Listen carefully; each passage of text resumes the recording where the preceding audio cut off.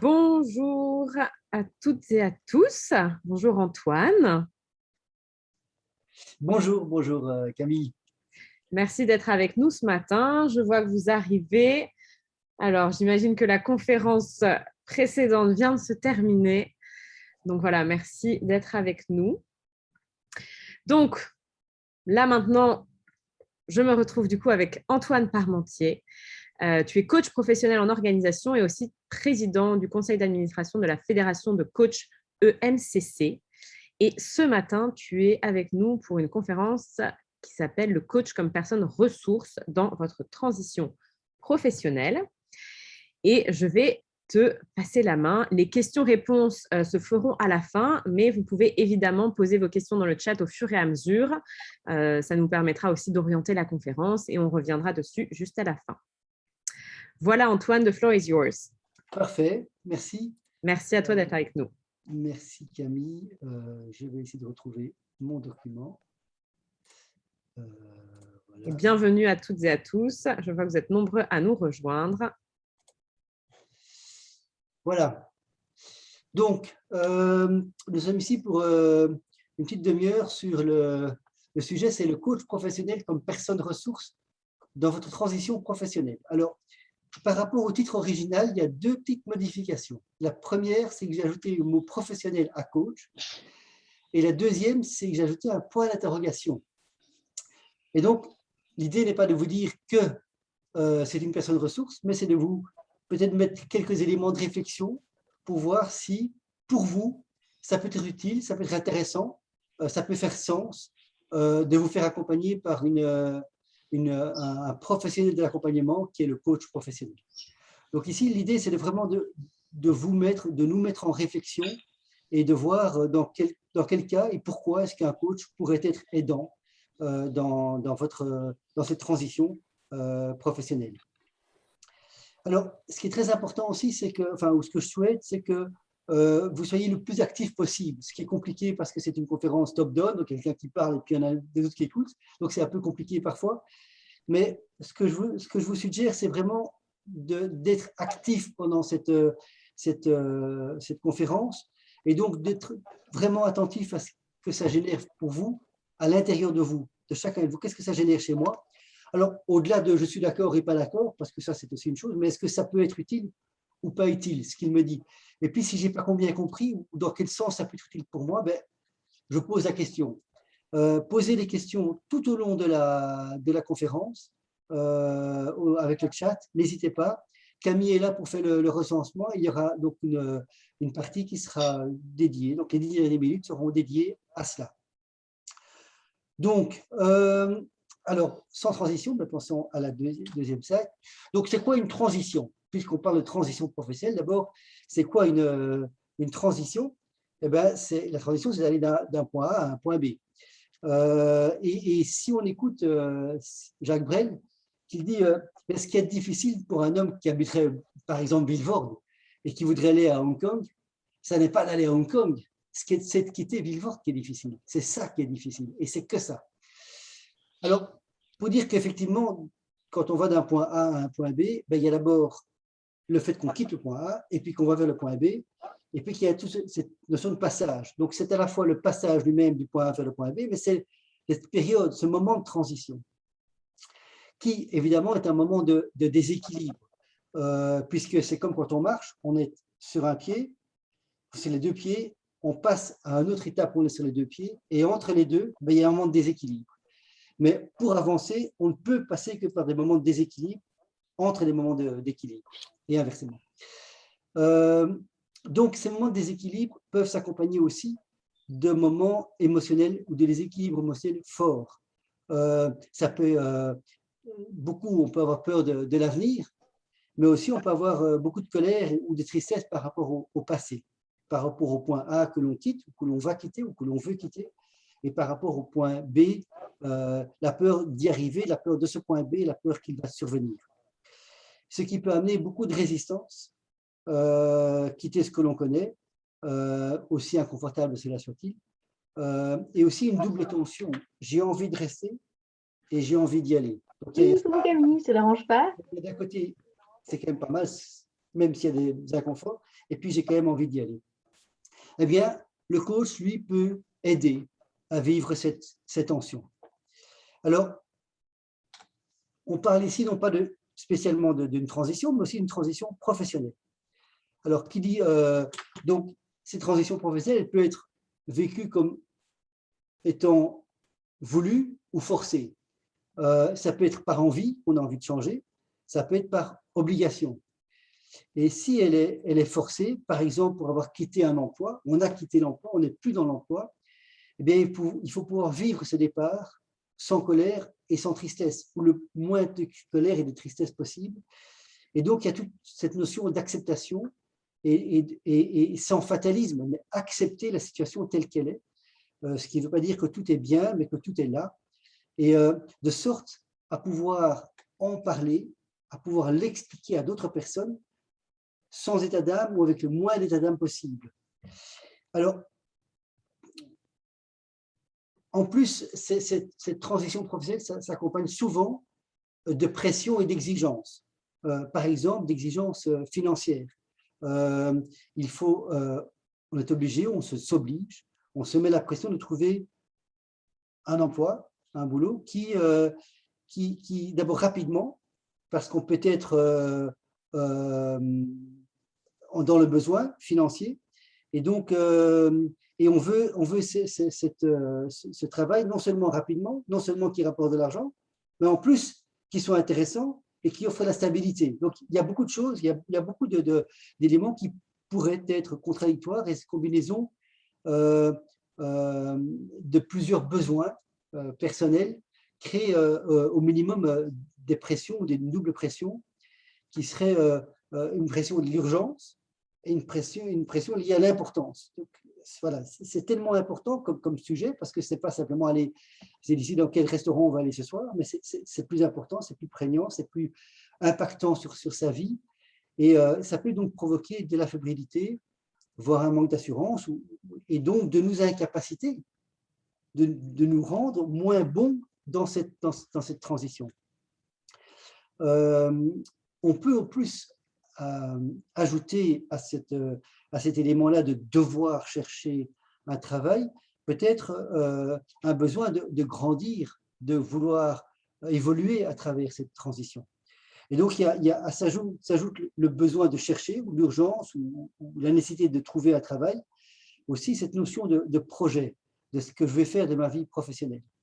Donc, transition professionnelle, là, le coach peut aider à travailler tant sur vous en tant que personne, mais aussi sur le côté professionnel. Alors, qui dit coaching professionnel, coach professionnel, dit coaching professionnel. Alors, je vais reprendre ici une définition que je vais lire en entier de ce que c'est le coaching pour le MCC Belgium. Le coaching, c'est un art, celui d'aider une personne ou un groupe à faire émerger et à valoriser ses potentialités professionnelles, relationnelles et personnelles dans la réalisation de ses projets.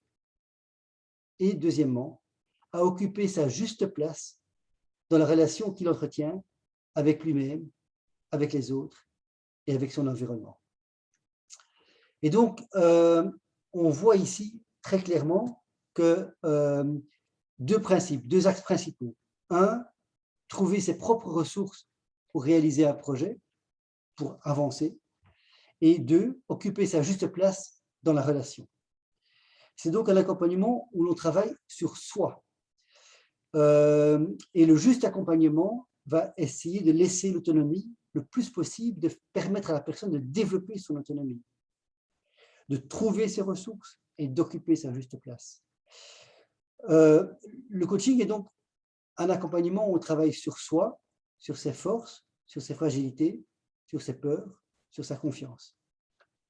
Et puisqu'on est dans le cadre d'une transition professionnelle, il est important de noter ici que le coach, ce n'est pas de l'auto placement, il ne fait pas de l'auto placement.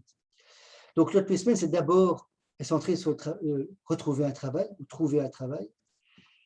La personne de l'auto placement est donc d'abord spécialiste dans le marché de l'emploi. Le coach, lui, est surtout un spécialiste de la personne, de la relation et de l'accompagnement. Et le coach, lui, peut, ou va essayer, ou va tenter de vous aider à mieux vivre en tant que professionnel cette période de transition. Mais également de préparer la prochaine étape, celle du nouvel emploi, avec cette question en toile de fond: quels sont les changements personnels nécessaires pour vivre au mieux ce nouvel emploi? Alors, il y a une autre conférence qui vous définit ce que c'est un coach professionnel, et je ne vais pas revenir là-dessus, mais il y a quand même quelque chose, un point sur lequel je voudrais attirer tout particulièrement votre attention, c'est celui de la supervision. Donc, beaucoup de coachs, vous allez faire appel à des coachs, ou voir des coachs professionnels, mais si vous vous faites accompagner, assurez-vous que ce coach soit supervisé. Alors, par un superviseur professionnel. Et pourquoi? Parce qu'un coach est par définition seul avec vous, et c'est un métier où il vit beaucoup de moments en compagnie du coaché, mais où il est fort seul. Et s'il n'est pas supervisé, s'il ne remet pas sa pratique sur la table, sur le métier régulièrement avec un spécialiste de l'accompagnement, ben, il se met lui en danger, et il peut vous mettre vous en danger. Et donc, aussi, petit rappel par rapport au coach professionnel, ce n'est pas un mentor, ce n'est pas un spécialiste de l'autre placement, il s'agit d'un travail sur vous comme professionnel en transition. C'est ça son travail. Alors, donc, on l'a vu, la transition, c'est passer d'un point A à un point B. Donc, ça veut dire que la première étape est donc de comprendre ce point A, de pouvoir le décrire. Et il s'agit de comprendre cette phase au minimum à 3 niveaux. C'est le mien en tant que personne, le mien en tant que professionnel, et le mien en tant que mon environnement, là où j'évolue. Alors, cette phase est souvent considérée comme est mal considérée, elle est peu considérée, on y fait peu attention. Et elle est pourtant cruciale. C'est comme si vous demandiez à un sauteur en hauteur de ne pas faire attention à ses appuis sur lesquels il prend élan. Donc, pour aller vers le point B, je vais devoir prendre élan sur le point A. Et c'est vraiment important de savoir qui l'on est, donc, personnellement et professionnellement. Dans quel environnement je travaille, dans quel environnement j'évolue. En faisant ça, on crée les bases à la fois du bon ou du rebond professionnel. Et donc, c'est travailler sur qui je suis, quels sont mes points forts, quels sont mes points d'amélioration, qu'est-ce que j'aime bien, quels sont mes plaisirs. Et alors, on l'a vu aussi, cette phase de transition est souvent accompagnée de peur de quitter quelque chose, et de peur d'aller vers quelque chose que je ne connais pas. Donc, c'est une phase de déséquilibre entre 2 points d'équilibre, et qui peut se vivre difficilement. Alors, on peut dès lors manquer, à cause de cette peur, à cause peut-être de cette colère ou de cette tristesse de quitter quelque chose, on peut manquer de sérénité, manquer de lucidité pour réaliser cette étape de transition. Et donc là, le coach, ben, il peut vous aider à retrouver un peu plus de sérénité, un peu plus de lucidité, en travaillant par exemple sur des axes comme la curiosité, l'acceptation, la relativité ou la nuance, ou encore la réflexion. Donc, vous mettre en réflexion, vous permettre de prendre du recul sur ce qui se passe pour mieux appréhender, pour mieux vivre la. Donc, on le voit, situation point A, mais c'est pour aller vers un point B, qui est une situation rêvée, ce que l'on veut obtenir. Donc, pour cela, il s'agit d'établir le point B, celui où on veut aller. Et avec le point A, on a identifié où on est, qui on est personnellement et professionnellement. Avec le point B, on va identifier qui on veut être personnellement et professionnellement. Et pour cela, on va se construire un imaginaire réaliste. Et il peut être aussi important de le placer dans un cadre plus général. il y a le besoin immédiat qui est de trouver un travail, mais il y a un besoin plus général ou un cadre plus général qui est celui de ma vie professionnelle. Et on touche là d'autres notions, comme celle, par exemple, d'être acteur de sa vie, acteur de sa carrière professionnelle. Et donc, la question est dès lors, à ce moment-là, qui je veux être, qu'est-ce que je veux faire de ma vie et de ma vie professionnelle, de quel film je veux être le héros, pour reprendre l'expression d'un coach que j'ai bien connu et que certains dans l'Assemblée connaissent bien. Et pour rêver ce futur, on peut manquer d'imagination, on peut manquer d'audace. Et le coach peut vous aider, vous, à ouvrir le champ des possibles et à travailler sur ce qui vous fait plaisir, ce qui vous donne envie, et aller dans cette direction-là. Travailler aussi sur quelles sont vos compétences qui vous permettent de mettre en place ce que vous voulez faire. Et aussi travailler sur l'utilité, peut-être la contribution que vous voulez amener dans votre travail. Et il le fera aussi en mettant les balises, en vous assurant que vous ne se mettiez pas en risque. Donc, il y aura toujours le côté permission, allez-y, et aussi le côté protection. Attention, mais ne vous mettez pas en risque. Donc, le coach va être attentif à ces deux aspects. Et puis après, il s'agit d'y aller. Parce qu'un rêve sans action, ça ne reste qu'un rêve. Et donc, il faut rentrer dans le vif du sujet, y aller. Et là, j'ai pris l'image de Janus, l'homme à deux faces, qui regarde vers le passé et qui regarde vers le futur. Donc, qui est le dieu de la transition, le dieu du chemin, le dieu du passage, le dieu des portes. Et qui exprime cette tension aussi qu'il peut y avoir entre le passé que je quitte et le futur où je vais. Et je vais éviter de faire le jeu de mots entre passage et passage en deux mots, ne pas être sage. Mais au moment de passer à l'acte, il peut y avoir des freins en interne chez moi, mais il peut y avoir aussi des freins en externe. À ces freins s'ajoutent surtout aussi les ressources en interne et les ressources en externe. Et pour ça, je vous propose une petite vidéo de Philippe Cabillet qui dit que pour réussir, il faut de la chance. Donc, il a fait un cours sur la chance. Et donc, cette vidéo vous donne ce cours sur la chance.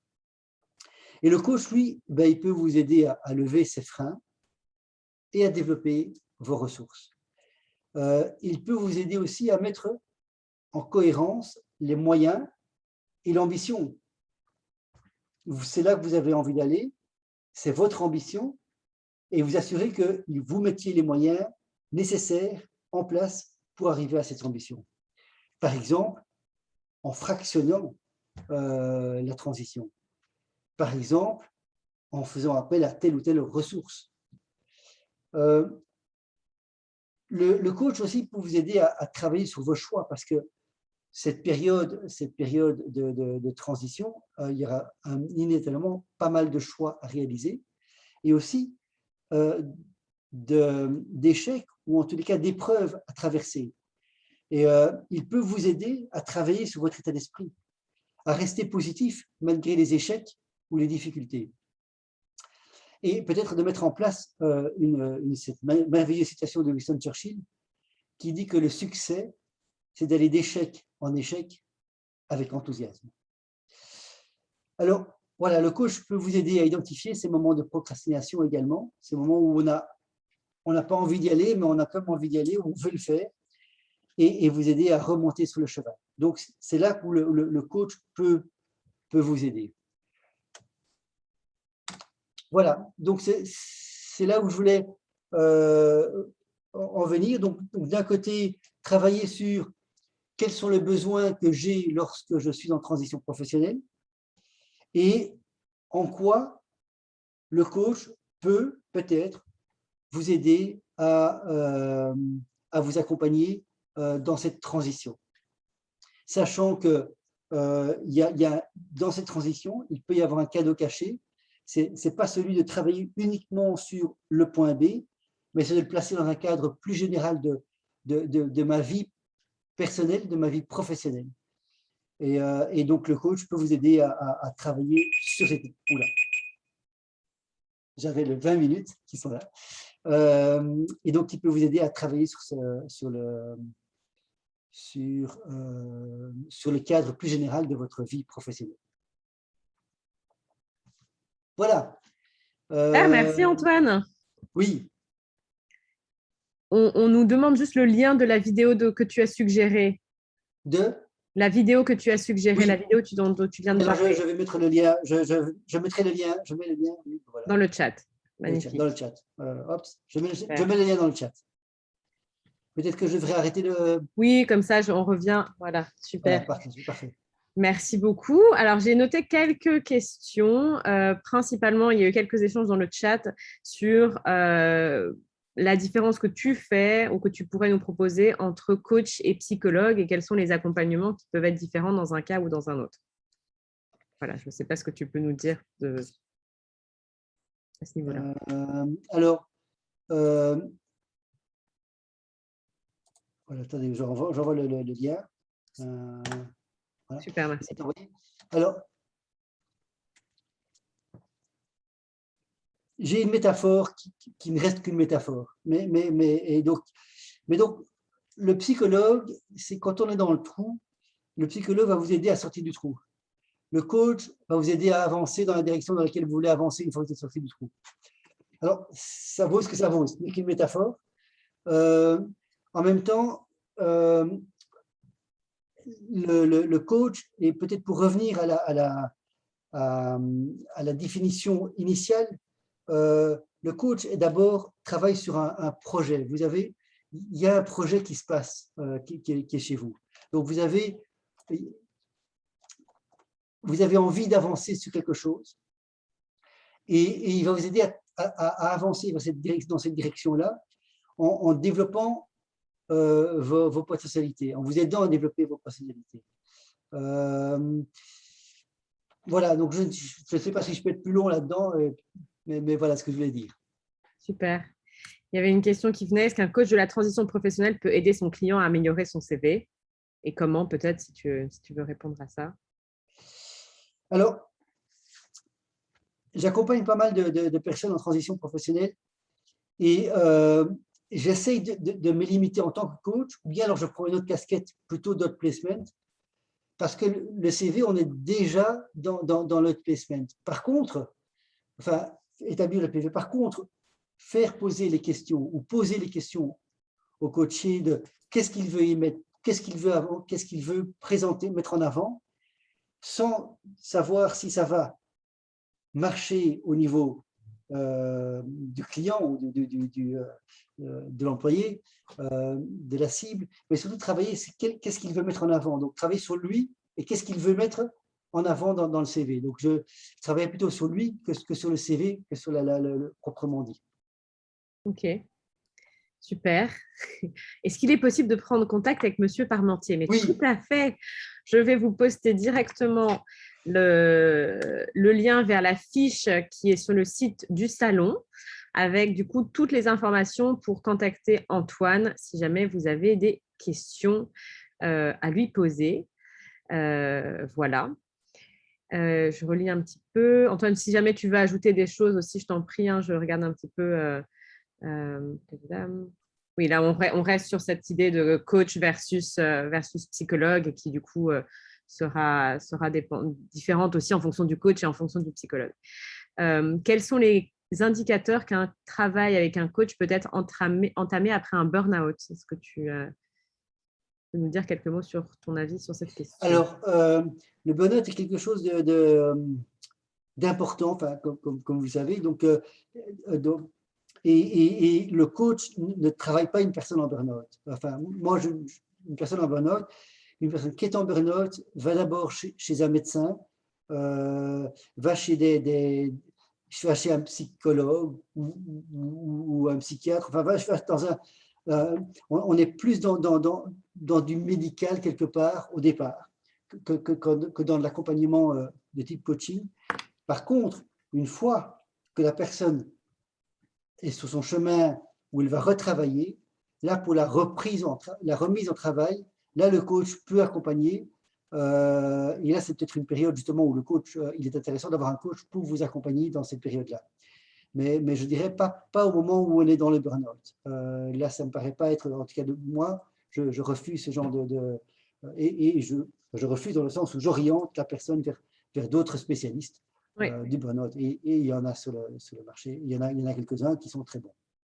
Ok. Et on a justement Martine Nuit qui nous donnera une conférence cet après-midi à 16h sur le burn-out. Et donc, en effet, je pense que ta métaphore sur sortir du trou, le burn-out, c'est aussi une partie où on est dans le trou.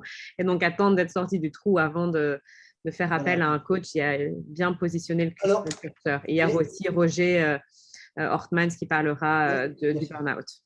Oui, alors il y a tout à fait. Et Roger qui est un spécialiste du burn-out, donc vous serez en bonne main. La question, c'est il existe des personnes qui font les deux, donc coach et psy, ou qui ont les deux casquettes. Voilà, moi je n'ai pas les deux casquettes. Si vous trouvez quelqu'un qui a les deux casquettes, c'est attention quand vous êtes face à une personne qui a les deux casquettes, de bien savoir en face de qui vous êtes, de quelle casquette il a à ce moment-là. Est-ce qu'il y a la casquette de psy ou est-ce qu'il y a la casquette de coach? Parce que sa posture va être différente, ou devrait être différente. Oui. Je vois une dernière question. Est-ce qu'il vous arrive de conseiller un client de changer carrément de spécialité? Alors moi, je ne suis pas dans le conseil, donc je ne conseille certainement pas à un client. Par contre, le client peut être amené, avec ce qu'il vit, à décider ou de changer.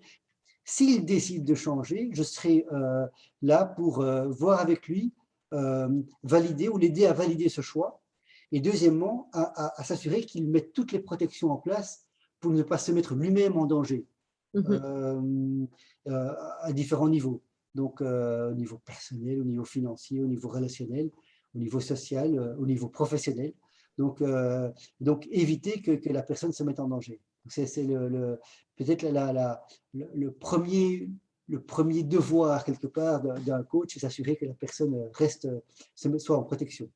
En sécurité, super. Je pense qu'en effet, c'est très important. On nous demandait aussi quelle est la durée du processus. Alors, je ne sais pas si tu as une réponse à ça. Je pense que ça peut énormément varier. Alors, ça varie beaucoup d'une personne à l'autre. Des accompagnements de type coaching, on dit de façon à la fois vague et à la fois pas trop, en disant voilà, ça peut être entre 5 et 15 séances d'une heure et demie. Et je tenais sur combien, sur quelques mois, parce que ce qui est important, c'est le processus là-dedans. Ce n'est pas seulement la séance en tant que telle, c'est tout ce qui se vit entre les séances qui est important. Voilà, donc en dessous de 5-7 séances, ça me paraît difficile. Ça peut arriver, mais voilà. Ça dépend aussi le degré d'autonomie du coaché par rapport à la problématique qu'il apporte ou qu'il amène. Voilà, donc, puis les problématiques peuvent évoluer aussi. Enfin, moi, personnellement, je sais que c'est quelque chose que j'aime bien avoir dans ma vie, être accompagnée par un coach et qu'une problématique peut être traitée, puis une autre arrive, l'envie de faire des changements. Donc, super. Juste pour rebondir, du coup, toi, tu n'as pas proposé de rendez-vous individuel, mais pendant le salon, vous pouvez retrouver Joël Fabry, qui est aussi de l'EMCC, qui propose des rendez-vous individuels. Et il y a toute une partie de rendez-vous individuels que vous pouvez découvrir. Il y a une question, une dernière qui dit si je comprends bien, la reconversion professionnelle peut être dangereuse pour sa vie. Alors, en théorie, mais ce que je veux dire par là, c'est quand on fait un changement, et un changement professionnel de spécialité, c'est un changement qui peut être important. Et donc, c'est s'assurer qu'on ne se mette pas en risque. Alors, ça ne veut pas dire de ne pas faire le changement parce que c'est dangereux. C'est évidemment pas ça que je dis. Ce que je dis, c'est de vérifier, qu'on se sente à l'aise avec cela, qu'on ne se mette pas trop en risque. Si par exemple, quand vous apprenez à un enfant à rouler à vélo, quand il a 4 ans, 5 ans, je ne sais pas quel âge, vous le mettez, il va apprendre à rouler à vélo, vous le mettez dans un endroit sécurisé, vous n'allez pas directement sur la grande route avec lui. Oui. Vous le tenez, vous allez sur un parking le dimanche matin, il y a peu de monde, faites en sorte qu'il ait les protections, et puis à un moment donné, quand il se sent à l'aise, alors vous pouvez Mais donc, la première chose qui est importante, c'est de s'assurer qu'on ne se mette pas en danger. Alors, la notion de danger est différente d'un à l'autre. Ce que je ne vais pas non plus vous dire que attention, c'est dangereux de changer. C'est pas ça que je dis. Je dis, j'ai envie de changer, simplement, je regarde dans le paysage ce qui me met en risque. Et s'il y a un risque, eh bien, je vois comment je peux diminuer ou atténuer ce risque. C'est se poser la question pour pouvoir faire ce qui est nécessaire pour le faire en sécurité. Super, Voilà. Merci beaucoup Antoine. J'ai remis du coup les coordonnées, Oui, le lien parfait. pour te retrouver sur le site. Voilà, je vous rappelle qu'il y a des rendez-vous individuels que vous pouvez encore réserver cette semaine avec différents coachs. On se retrouve tout à l'heure pour une nouvelle conférence sur quête professionnelle et croyances limitantes qui sera avec Victoria et Caroline Enrico. Voilà, merci Antoine. Et on retrouve aussi les conférences pendant 48 heures sur la chaîne YouTube de Job & Sense. Et si jamais vous n'avez pas le temps de les regarder toutes ou que vous voulez aussi soutenir le salon, vous pouvez acheter un pack plus qui reprend tous les replays des conférences. Voilà, merci beaucoup Antoine. Merci à tous d'avoir été avec nous. Et on se retrouve tout à l'heure. Bonne journée.